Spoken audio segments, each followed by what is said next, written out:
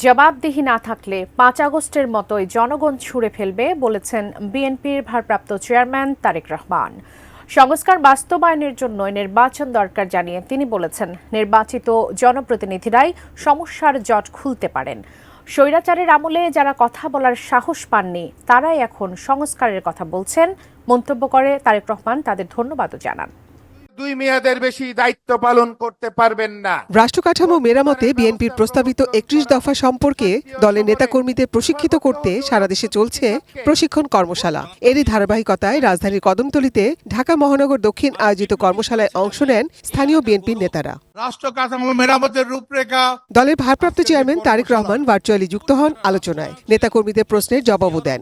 আইনটা আলোচনা করে গেজেট করতে। এ সময় তিনি সংস্কার নিয়ে বর্তমানে যারা সোর তুলেছেন, স্বৈরাচারের আমলে তারা এই বিষয়ে কোনো প্রশ্ন তোলেননি বলেও অভিযোগ করেন। অনেক মানুষকে আমরা দেখছি যারা সংস্কার করছেন, প্রতিনিয়ত সংস্কারের কথা বলছেন। সেই সময় এই মানুষগুলোর মুখে সেই স্বৈরাচারের বিরুদ্ধে সাহস করে দাঁড়িয়ে কোনো সংস্কারের কথা আমরা বলতে শুনিনি। তখন কিন্তু শুধু বিএনপি বলেছিল, বিএনপির নেতাকর্মীরাই বলেছিল সংস্কারের কথা। ব্রেকফাস্ট, টিফিন কিংবা স্ন্যাক টাইমে মজাদার আয়োজন মানে অল টাইম ব্রেড।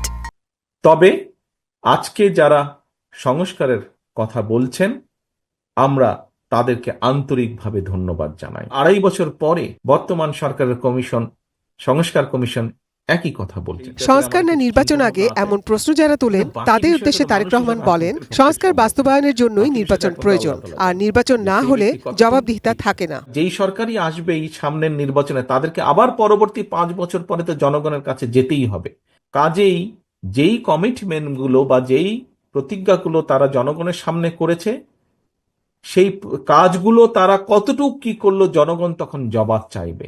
যদি ওই 10 টাকা কেজি চাল খাওয়াবো বলে 70 টাকা কেজি চাল খেয়েছে, এরকম ঘটনা হয়, তাহলে ওই 5ই আগস্টের মতন ঘটনা ঘটবে। অথবা ভোটের ব্যবস্থা যদি ঠিক থাকে, তাহলে ভোটের মাধ্যমে জনগণ তাদেরকে ছুড়ে ফেলে দিবে। অন্তর্বর্তী সরকারের প্রতি যত দ্রুত সম্ভব নির্বাচন দেওয়ার আহ্বান জানিয়ে তারেক রহমান বলেন, নির্বাচনের সময় যত পেছাবে স্বৈরাচারের দোসররা ততই ষড়যন্ত্র করার সুযোগ পাবে। নির্বাচন হলে যেটি হবে সেটি হচ্ছে জনগণের কাছে জবাব দিতে তারা বাধ্য থাকবে। তার ফলে এই যে সব সমস্যা যেগুলা বলছে সমস্যা, কিছু মানুষ সেই সমস্যাগুলোর সমাধানের পথ গিট্টু জট আস্তে আস্তে আস্তে খোলা ধরবে।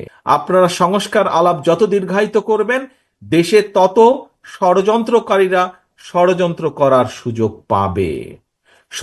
Nazia Afrin, ATN news, Dhaka.